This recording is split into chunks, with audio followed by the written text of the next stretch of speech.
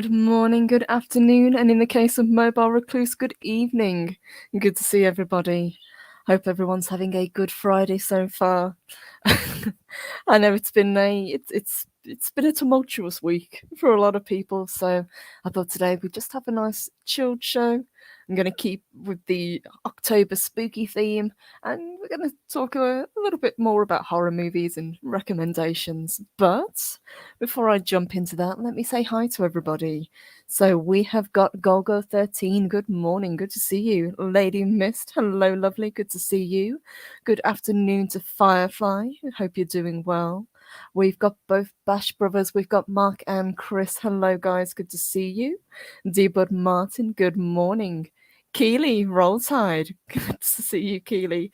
Pat S, good morning to you. Max Relax, hello, love, good to see you. Let's see, Mobile Recluse, good evening. I hope you're doing well. Good afternoon. Excuse me, good afternoon to Rap Marshall. Hey there. Let's see who else has joined us. I know Arwen was here earlier. Sending love out to Arwen. Hope she's doing okay. Leah Rose, hey, sweetheart. Good morning. Good to see you. Archer Colin, good afternoon, Colin. Good to see you as well. And I think that's everybody. I think I got everybody. And DJ Ronnie D and Sir Pursalot, hello, guys. And good to see you as well. Never know if I'm pronouncing that correctly, but fingers crossed I am. Good to see you guys. So, as I said in the description and with the thumbnail, we've talked a lot about older horror films because let's face it, some of the best came from the 70s and 80s. We love the horror franchises that we grew up with. Mark says, what happened? Saw purple panties and zoned out. It's okay, Mark, it happens.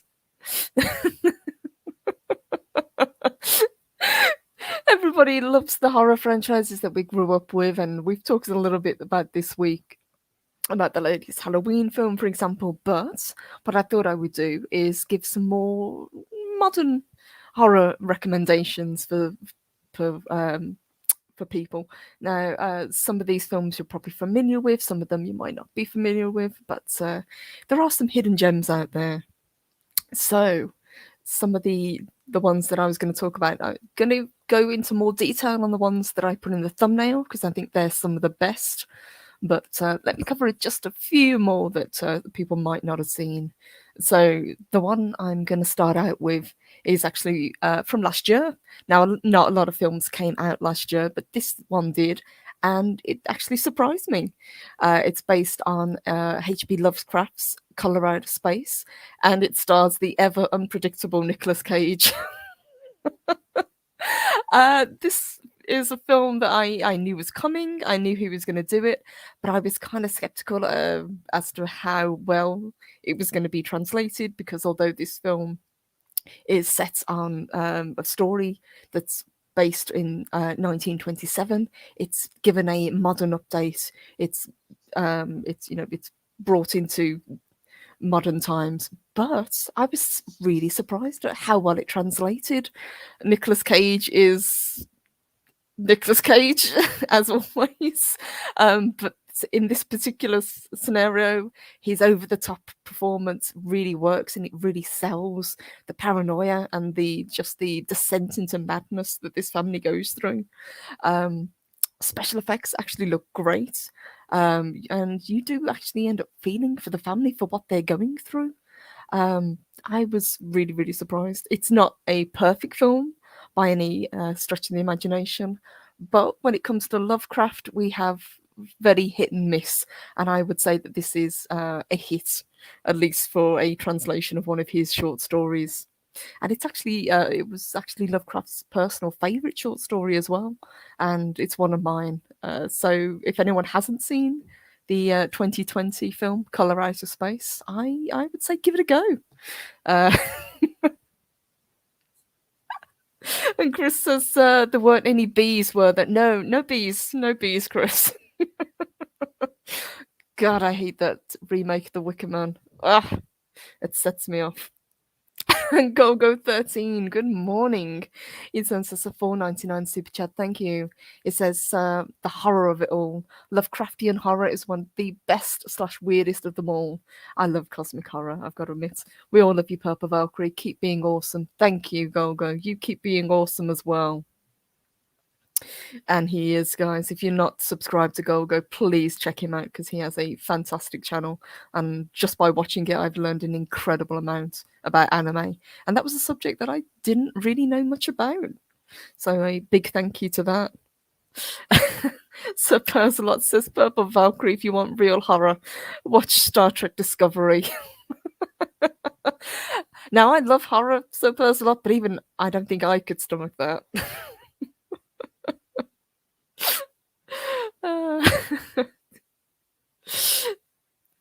Firefly says the remake of The Wicker Man is blasphemous to outsiders. It is.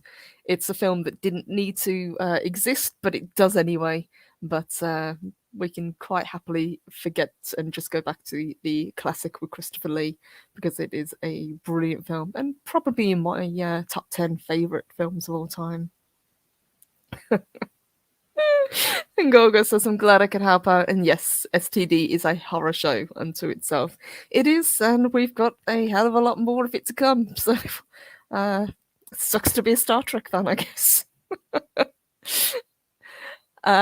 Mark says, one day everyone will watch the best 2 Lovecraft films ever made, Cast a Deadly Spell and Bubba Hotep. Oh, Bubba Hotep is a great film.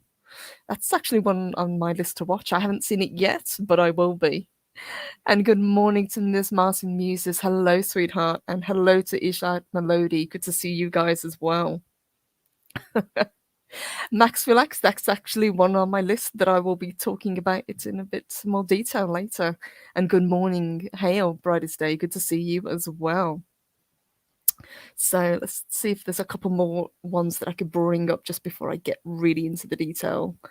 Now, a lot of people like the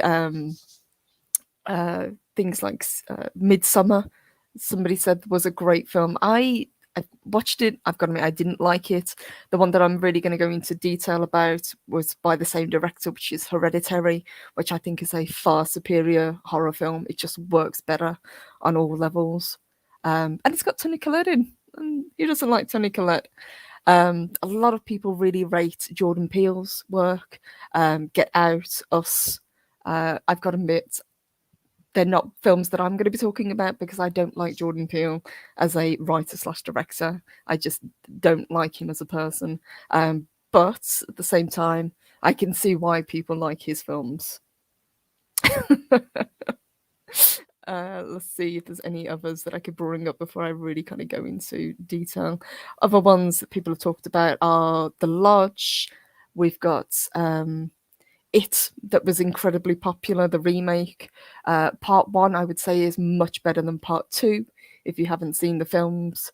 For me, Tim Curry will always be Pennywise. As much as I do like Skarsgård, I think he's a great actor. I just didn't like the way they made the clown look. And I hate clowns, but I just didn't find him scary. It was almost like they were trying way too hard, whereas Tim Curry had that kind of charisma. The whole point of Pennywise is he's not supposed to be scary until it's too late. But seeing Skarsgård's Pennywise, no kid would go near that clown. They're not stupid. Apart from obviously the kid that went after his boat. But I still think they're probably some of the better remakes that we've had so far of any of Stephen King's work. So definitely check them out if you haven't seen them. And another older one that came out, I think it came out in 2010, that people seem to really like, was by Martin Scorsese, which was Shutter Island. I liked it, but I thought it was overly long. It was a little bit kind of complicated. It's a kind of film noir sort of film. It's got Leonardo DiCaprio in. It's a good film, but I don't know whether I would class it as horror or more thriller. So it's kind of on the fence for me. But definitely, it's an enjoyable film. Other films that have been popular for the last couple of years are A Quiet Place and the sequel. I haven't seen the sequel, but I did enjoy the first film, I've got to admit. So the whole idea of a family having to hide out from these monsters that are drawn by sound, the lengths that they have to go through following this path, they have to step in certain places so as to not make a sound. I thought it was a good gimmick. I thought it felt really well, and I thought that the family were believable, which is something you don't get a lot of in horror movies. You sometimes get a group of actors that you don't think, these guys really don't seem to be a family. But in A Quiet Place, I thought they did. I thought they really kind of gelled together. Mobile Recluse says A Quiet Place 2 was quite decent, but short. And hello to Too Much 77. Good to see you. And Makuba 77 asks, have you seen The Taking of Deborah Logan? I have not, but I have had it recommended to me. So if you would recommend it as well, I will add that to my list. Mark says, haven't seen a good horror movie in a long time. Modern horror sucks. Thank God for old movies. Absolutely. If you're going to talk classic movies, there's so much to delve into with the horror genre. But I thought today we'll try and find some hidden gems for people who want something a little bit more modern. And I'll see if I can point you guys in the right direction. And if you guys have got any recommendations as well, I would love to hear them. Rab Marshall says that's why I prefer Aliens to Alien. Love the action. I would agree with that. I love both films. I love Alien for the suspense, but Aliens really does kind of turn the dial up to 11. Both, I think, are great films. I really enjoy both of them. He also says not really into horror, but I like creature films instead. Critters and Gremlins with those bloody graboids and Tremors. I love Gremlins. And correct me if I'm wrong, guys, but I believe we've got a Gremlins remake coming. I really hope that that isn't the case, because I think the first two Gremlin films that we had were perfect. I don't think we need any more. We don't need a remake. We don't need them made into CGI. Just let the franchise be. And good morning to MB Geek Let's Talk. Hello. He says, I have 1 hour of Dune left, but in my opinion, this is a sci-fi master film. I cannot remember the last time I was so enthralled in a sci-fi movie. In my opinion, Oscar worthy. That I would agree with. I watched it at the beginning of the week, and I've said it before, I'm not the biggest Dune fan, but I thought it was a absolutely fantastic film. I can't wait to see it on the big screen. Absolutely. So I agree with you, and a big thank you to Jesse for that. Glad you're enjoying it. Too Much 77 says Alien is a horror film. Aliens is an action film. I would agree with that. I always class Alien as a haunted house film in space. It's with the tension that's built up. Firefly says you should check out Signal Man. Brilliant ghost story.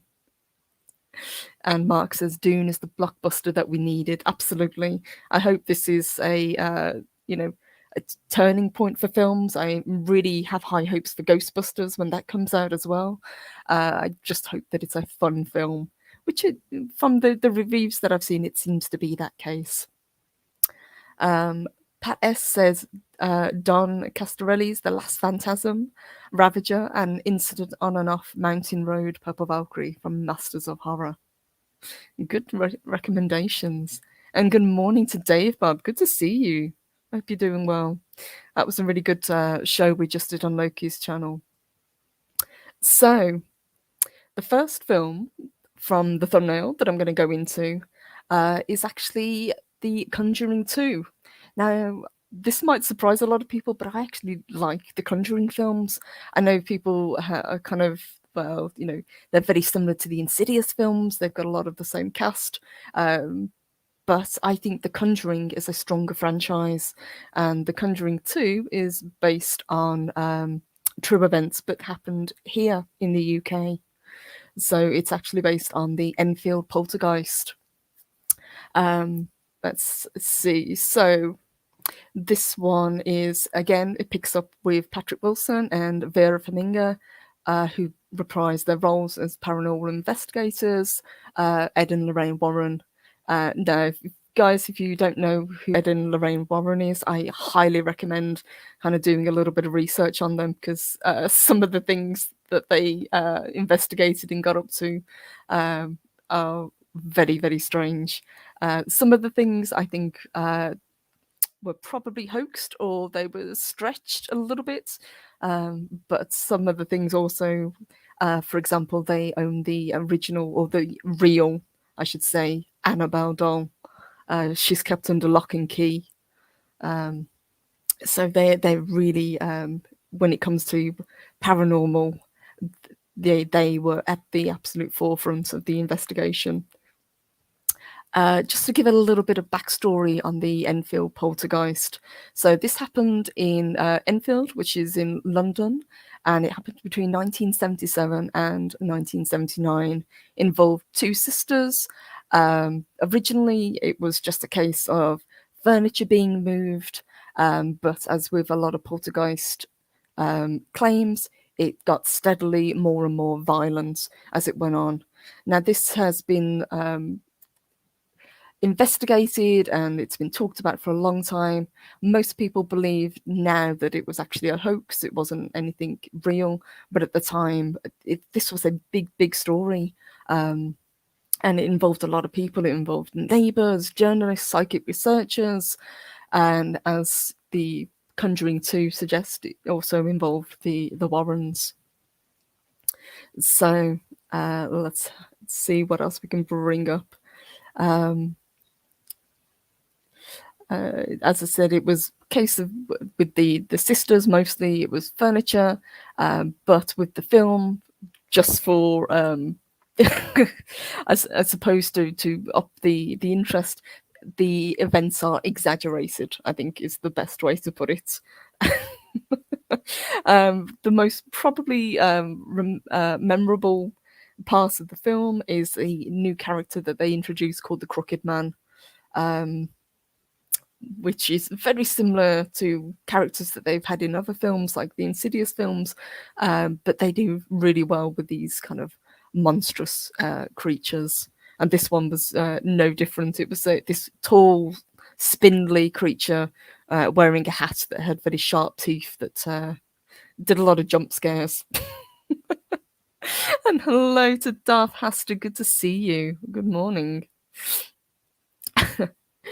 Renzira says Enfield, not far from where I live.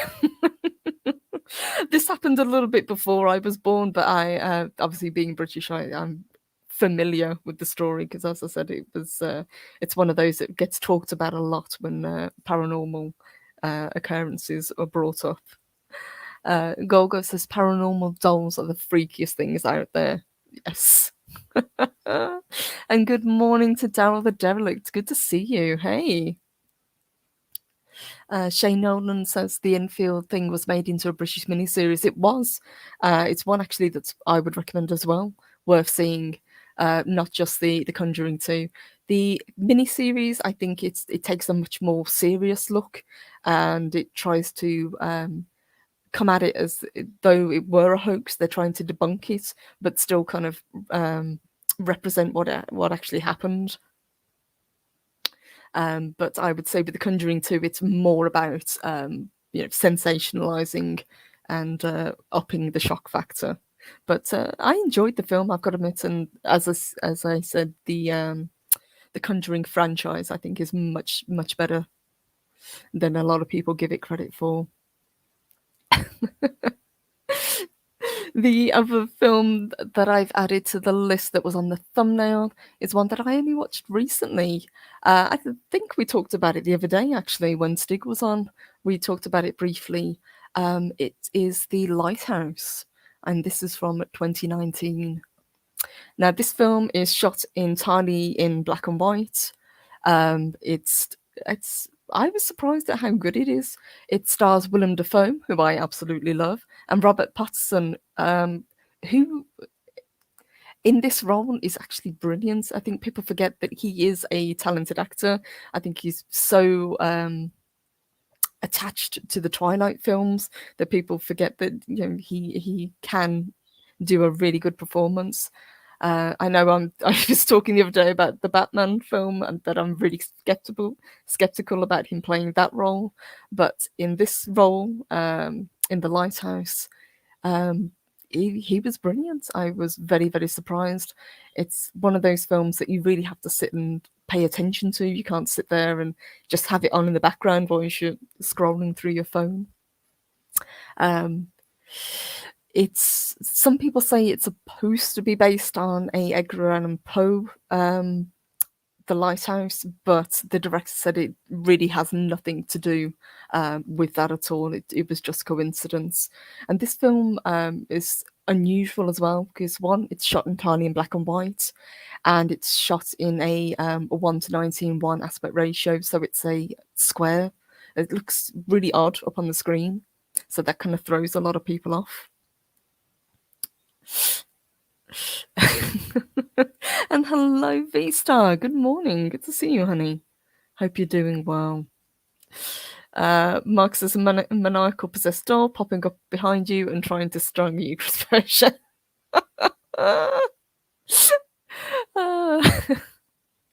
No, we don't want that. And TZ Canadian, good morning, good to see you. He says UK has 1,000+ years of ghost stories to build from. We do. We have a rich history. You would be hard pressed to go anywhere in the UK, any old pub, building, road, anything. There's always some sort of supernatural occurrence attached to it. And that's actually one of the things I will be covering next week when I do our story show. I'll be inviting people on to talk about, anything supernatural that they have either experienced or ghost stories that they would like to tell. But I'm probably going to pick out a couple of good examples of UK ghost stories and cover those. So you're absolutely right, TZ. Mark says the first season of Stranger Things had some good moments in. It did. I enjoyed the first season. I didn't continue with it because I lost interest, but I thought it was really good, and they played a really well done homage to the 80s. It really had that 80s aesthetic to it. Pat S says Purple Valkyrie probably has a haunted Doctor Doom action figure, but she loves it anyway. I don't know if I do, but yes, yeah, I would still love it anyway. You know me well, Pat. Darth Hasta says the Crooked Man has ties to Germanic folklore. Yes, there is. Well, there's things like the Scissor Man, which is similar to the Crooked Man. That was in a children's book, back when it was okay to scare the crap out of kids. So that might be very similar. That is Germanic, similar to the Little Match Girl, which is also a story that was for kids, but would traumatize them. He says, I'm pretty sure about the Crooked Man being in some folklore. We'll do more research and get back to you. Okay. Ishav Lodi says the UK has some great ghost stories. Here in Idaho, we're limited to A Nightmare on Elm Street.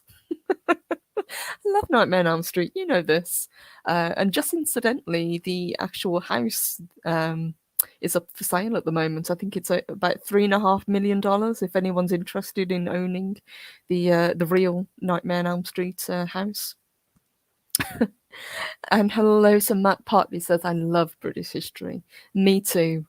I've actually got a history show lined up as well, but I'm getting a bit ahead of myself now. Too Much 77 says, anyone remember David the Triffids? I do. Great film.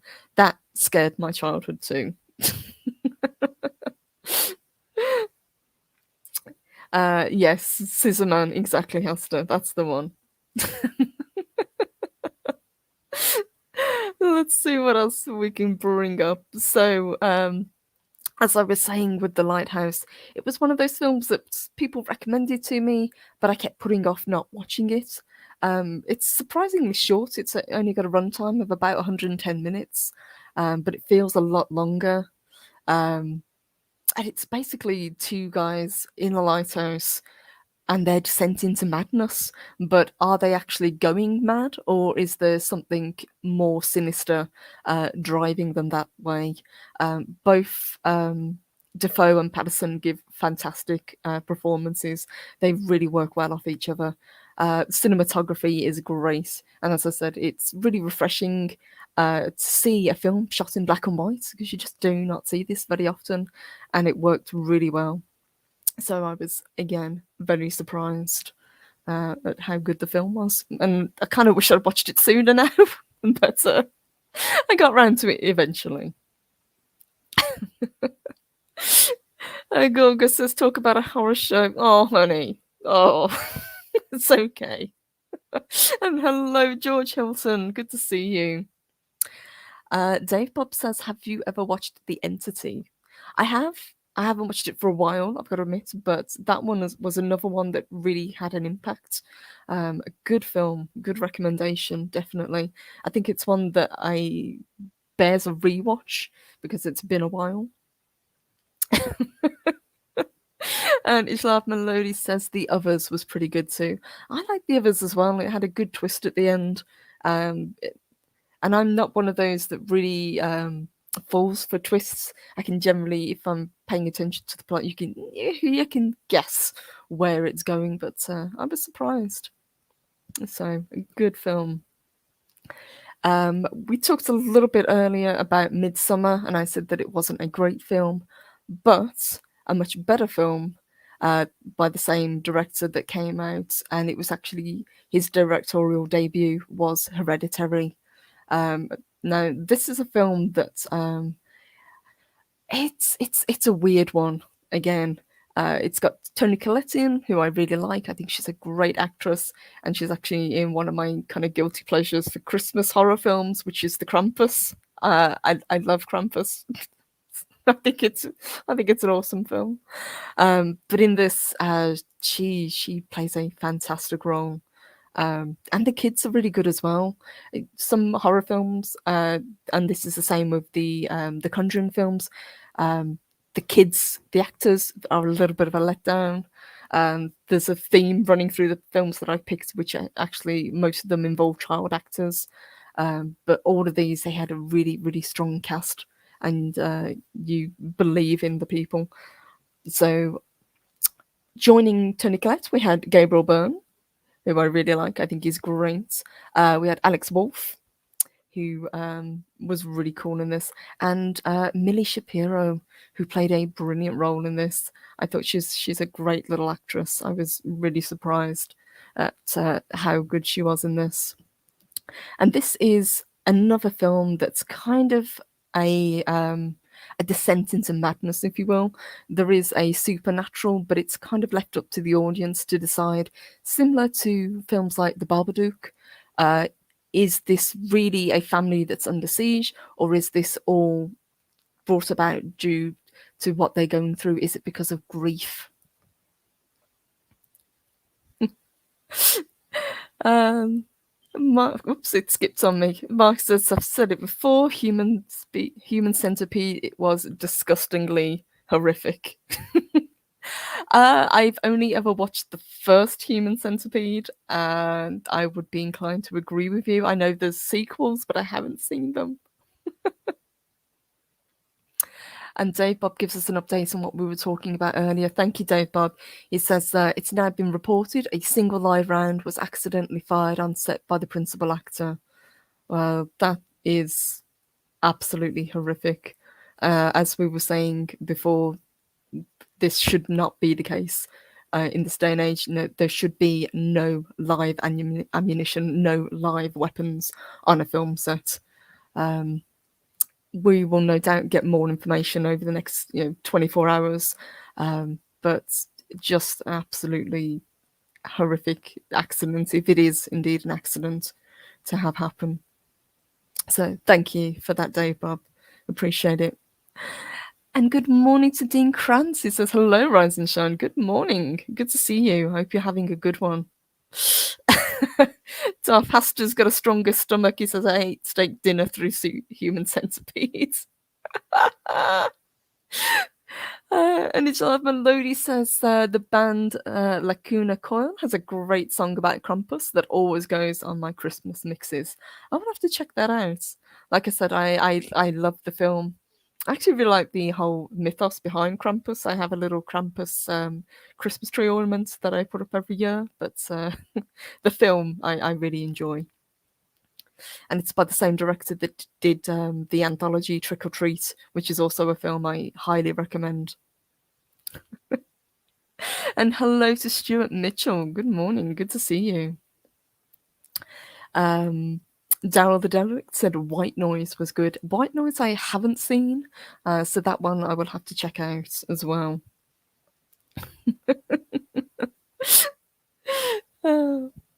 Let's see, where did we get to? Oh yeah, we were talking Hereditary, weren't we? So like I said, Toni Collette is the real kind of powerhouse in this film.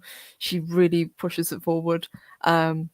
And it's a film that's it's a slow start, and it's a bit of a slow burner as a film, but it really, in the last third of the film, it's relentless how it just comes at the audience, and you're not sure what the heck is going on, but you just have to kind of roll with it.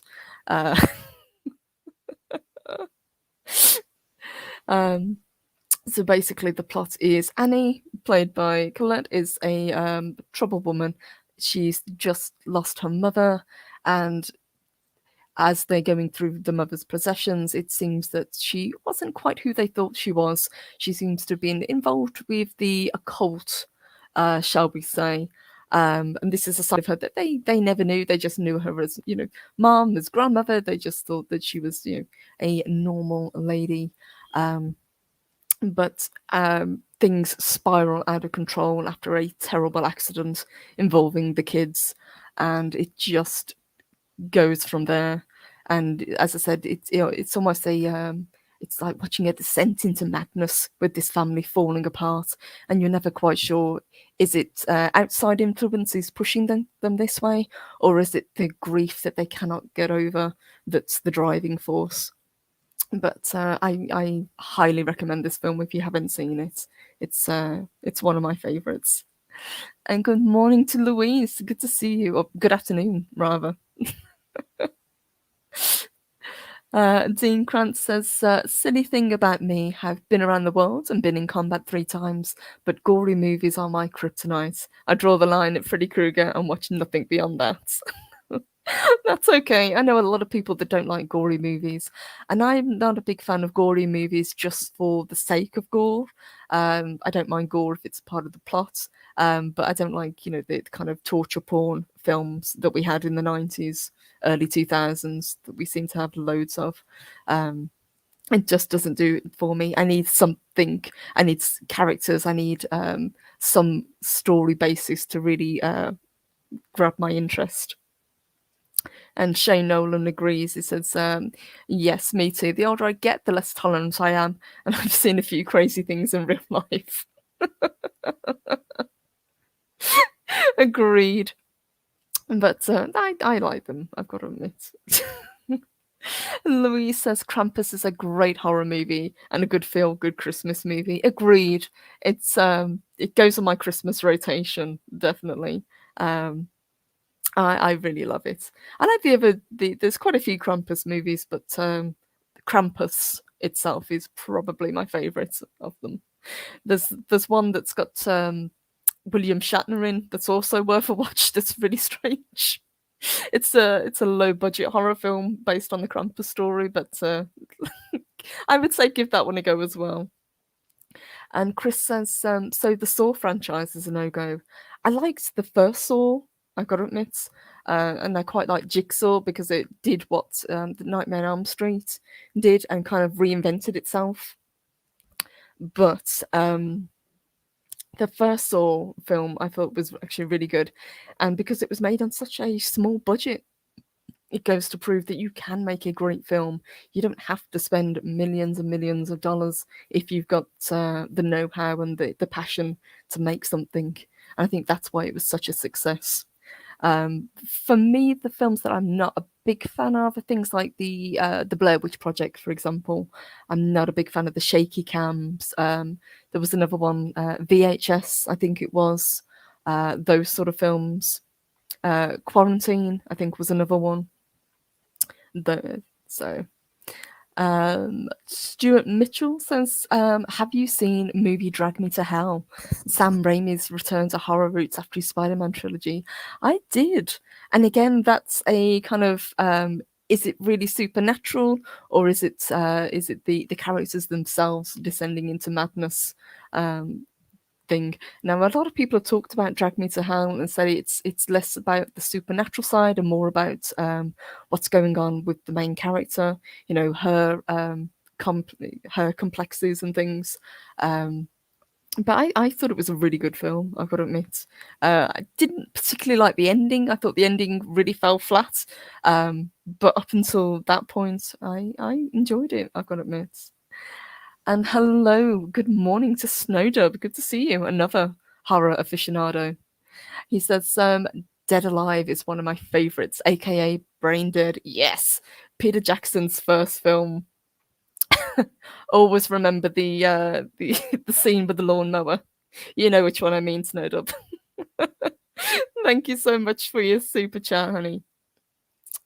And Chris says 100% agree. Never liked the Blair Witch Project. I can see why it was so popular, because at the time it was different. You know, it's something people hadn't seen before. And I remember the advertising for it was absolutely insane, because they was, you know, they were pushing it and promoting it like it was this found footage film, where it was, you know, it was, but obviously it was a made up found footage film.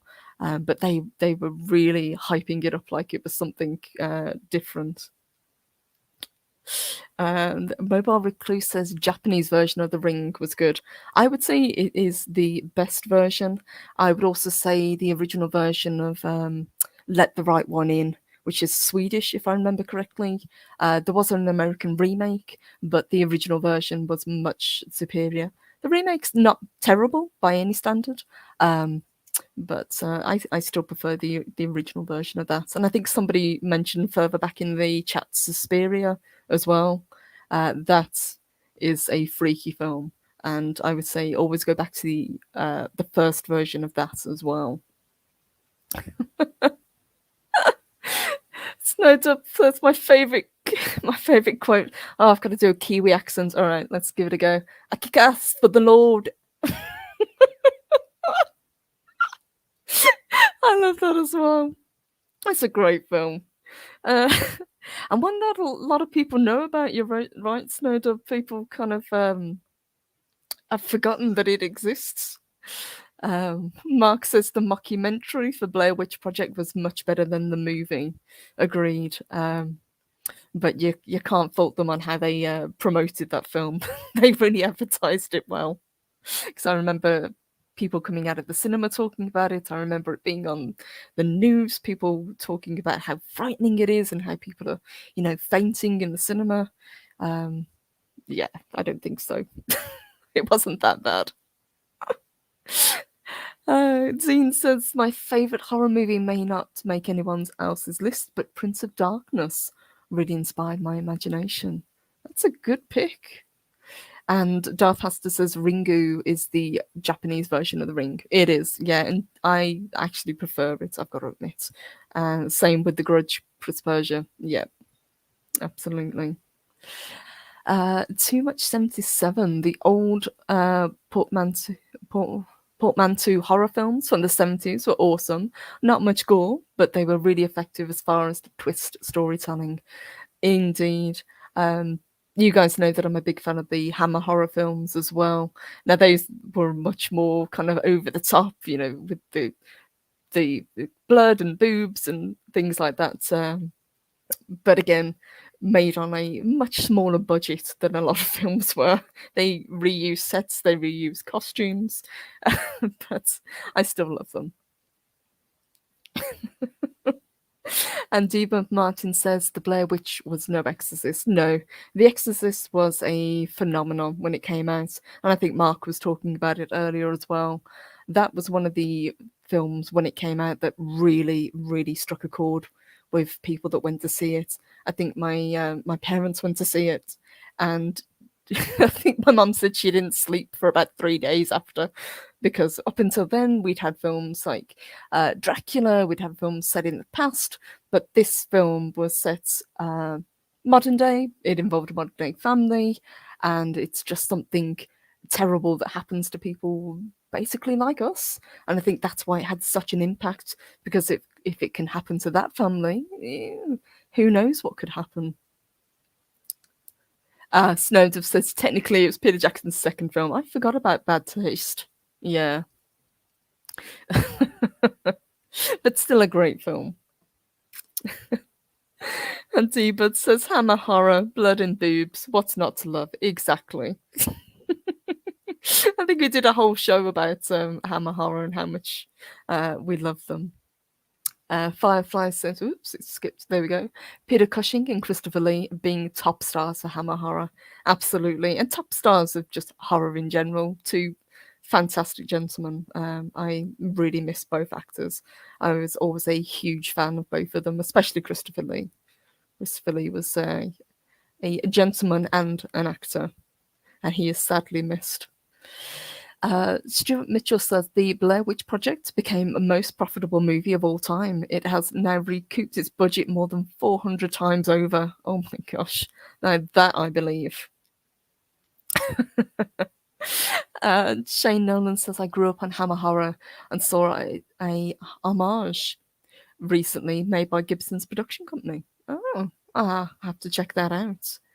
And Makuba brings up another good example as well. The original Poltergeist, yes.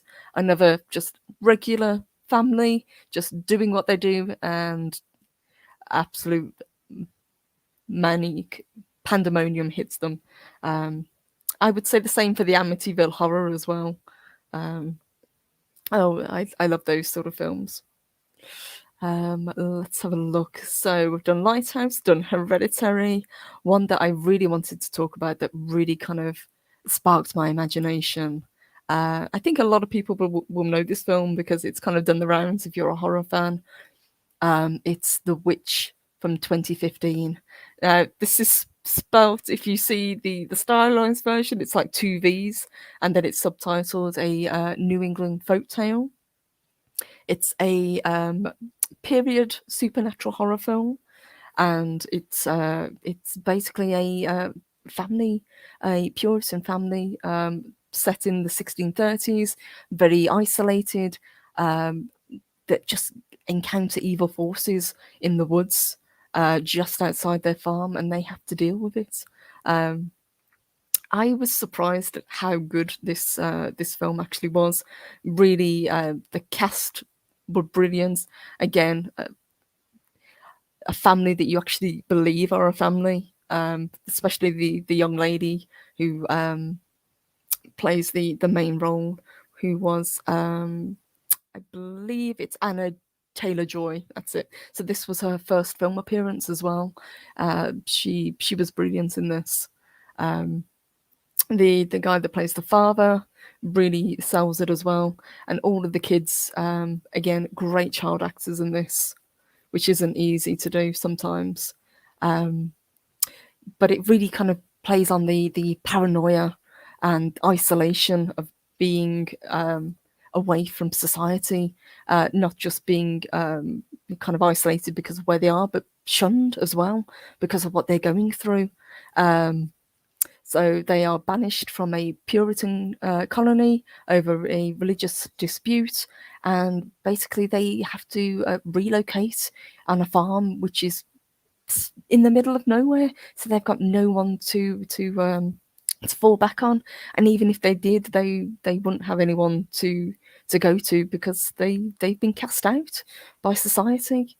So it's really kind of plays on multiple levels. So it's the fear of what's going on in the woods, it's the fear of the unknown, it's the supernatural, and it's the, how does a family survive without a support?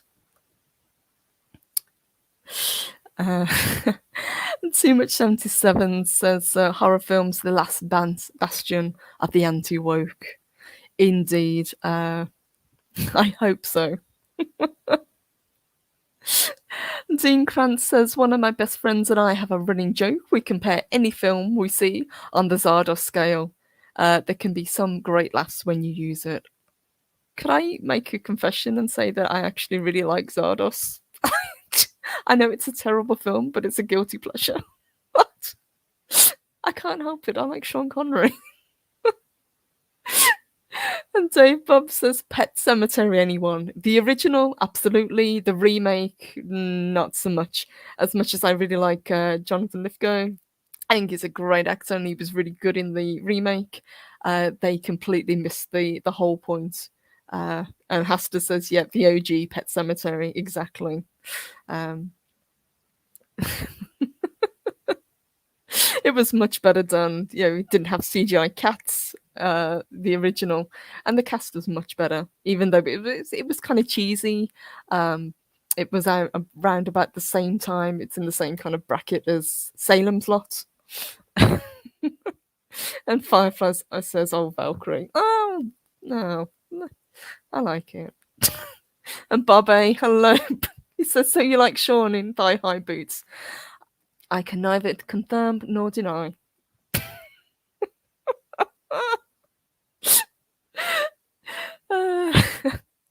Cam, good morning. It says Connery brings the people. He does. I just really like him as an actor, and I miss him. I do. I thought he was a great actor. Oh, where did I get to? I was talking about The Witch, wasn't I? So yeah, it's again, it's this whole idea of a descent into madness, very similar to Hereditary, with what this family is going through. There's some great scenes, and it really kind of sets up the paranoia, and it works really well. The parents start fighting, the kids turn on each other, things start disappearing from the house, things you get glimpses of in between the trees. One of the kids falls ill. It really spirals out of control. And then there's this goat that keeps showing up, Black Phillip, who may or may not be more than he appears to be. So, guys, if you haven't seen The Witch, I would really recommend it. And it's got a bit of a twist ending as well, one that I didn't see coming. So, I always like a film that can surprise me. Asta said, in regards to Cemetery, it missed the whole Wendigo from the book about Cemetery. It did, yeah.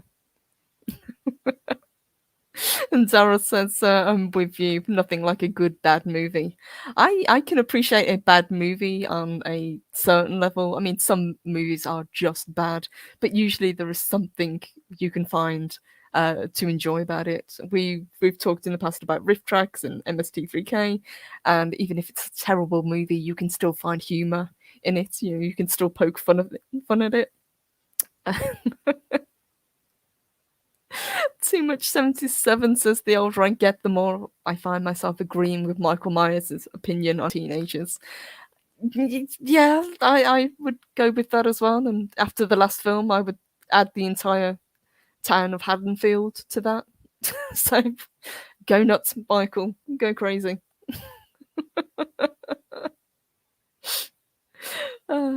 V-Star says, drag me to hell, suck my nightmares are more scary.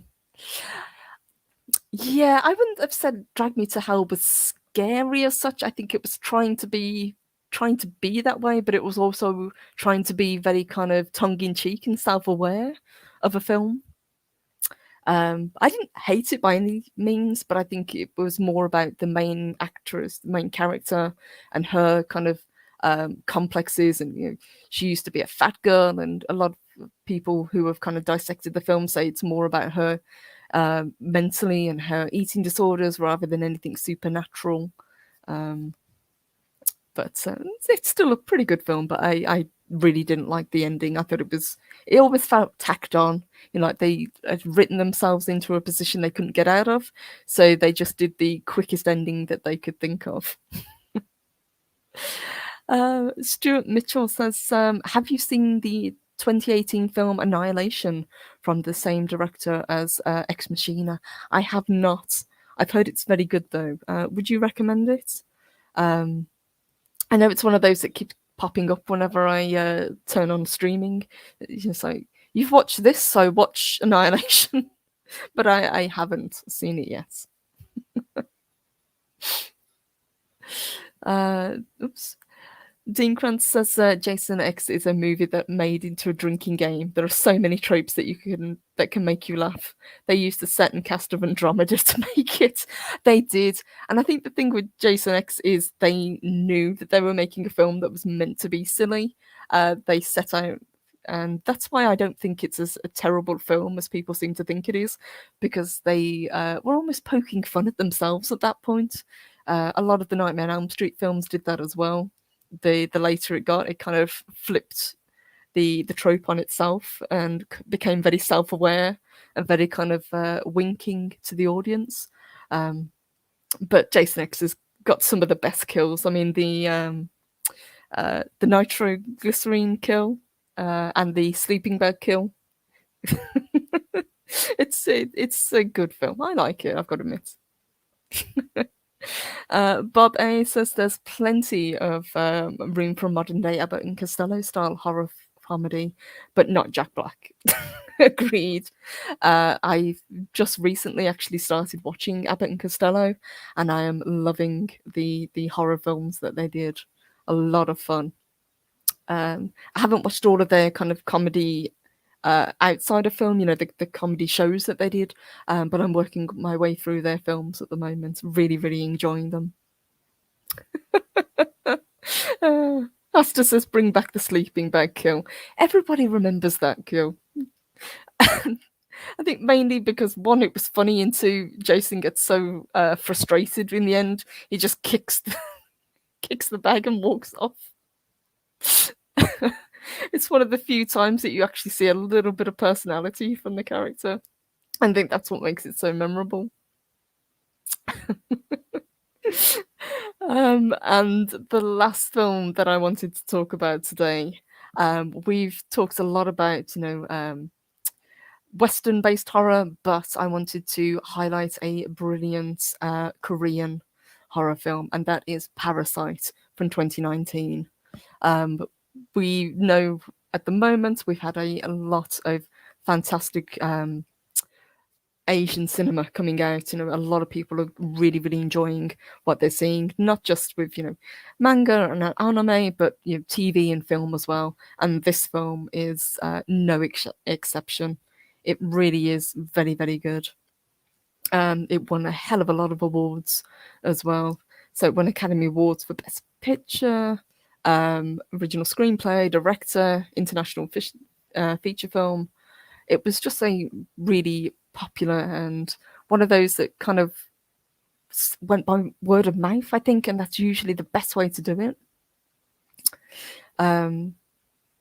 So just a quick go over the plot. It's the Kim family. They are struggling to make ends meet. They have a really hard time, basically. They need more income. The father's doing his best, but he just cannot do it. Basically, each of the family members hatch a scheme to get a high-paying job, and as the film progresses, it just unravels this plan. I won't go into too much detail, because if I give too much detail, it's really going to spoil it for anybody who hasn't seen it. But again, it's one of those films where the family starts out with the best intentions. All they want is to, make their lives better. And by doing this, they it's almost like a monkey's paw kind of scenario. And it just unravels and it rips the family apart. Oops. Sorry, Chris, it skipped on me. Chris says Parasite was great. Manga and anime. Haven't seen the live adaptation. Yes, indeed. Absolutely. And hello to Stephen Glenn. Good to see you. It says sorry for showing up late. Would love to share in this discussion, but you're here now, so it is great to see you. And good morning to Low Spec Linux Laptop. Good to see you. It says the rock and metal coming out of Japan as well. Absolutely. Um, it from Asia, we are getting fantastic entertainment, and I'm very, very happy that people are enjoying it. And good morning, your Muslim uncle. He says, "Hail, ladies and gents. Good to see you." Uh, And Stuart Mitchell brings up another good one, The Cabin in the Woods. Now, that one I really enjoyed as well, both as a comedy and a film that is very much self aware. It's a film based on tropes, and it doesn't talk down to the audience, which is surprising, but it works really well because it just ticks all the boxes. You've got the jock, you've got the girl with the loose morals, you've got the nerd, you've got the final girl, you've got the stoner character. But none of these characters behave the way that you think they're going to behave. So they have to be influenced into kind of taking on these roles. Um, Special effects were great. Lots of practical effects, which I love to see in horror films.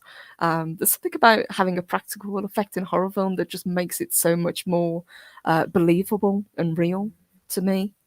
So a fantastic film.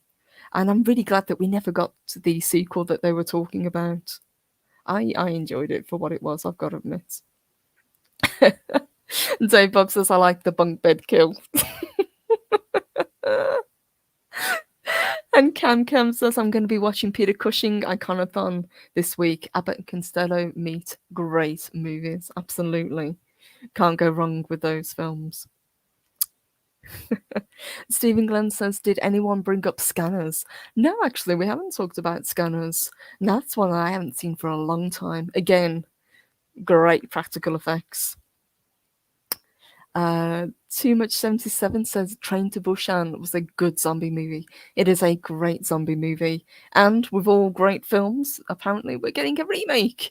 But I would, again, say, like the ones that we've talked about, stick with the original. Chris says, since you're talking Cabin in the Woods, you cannot bypass the mermaid and it's spewing the victim blood through its blowhole. Yes, and if I remember correctly, watching the the behind the scenes of that particular creature, they didn't realize just how strong the pump was, so they thought it was just kind of like fountain out, but it just exploded everywhere over the set and covered the actors. It was a lot stronger than they were expecting. So the look of shock on the actor's face when they get covered in this fake blood is real. TZ Canadian says, I'm just shocked Dune is not woke. No, it is not woke. I know that's a horrible way to come and look at a film, but you kind of expect it now. But no, Dune is not woke. It's a great film. Not the biggest fan of the sound of the score, but I really liked it. I'm really looking forward to seeing it on the big screen. And Snowdub, thank you. He sends us another $2 super chat. Thank you so much. He says, modern horror. I recommend Sinister and The Mist. Oh, The Mist is a great film. One of those films that rewrote the ending based on a Stephen King film, and King actually liked that ending better than the ending he wrote, which I thought was pretty funny.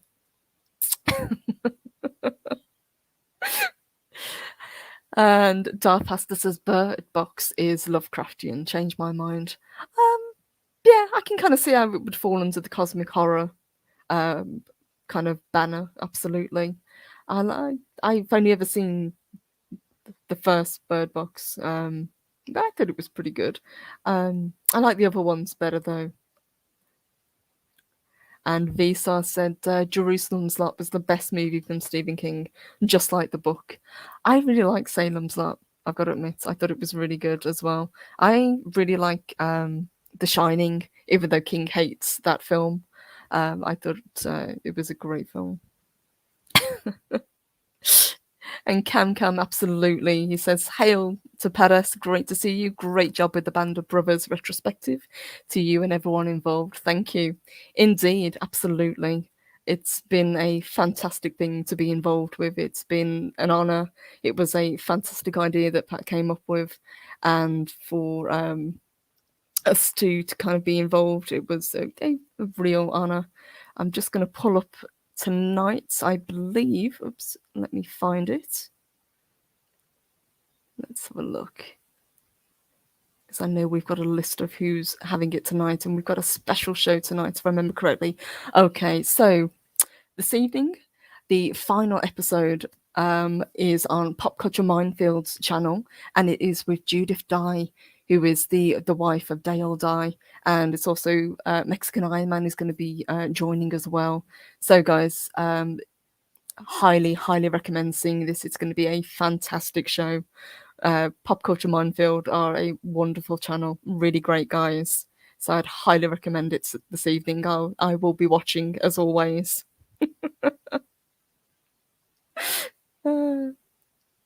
So I want to say a massive thank you to everybody who joined today.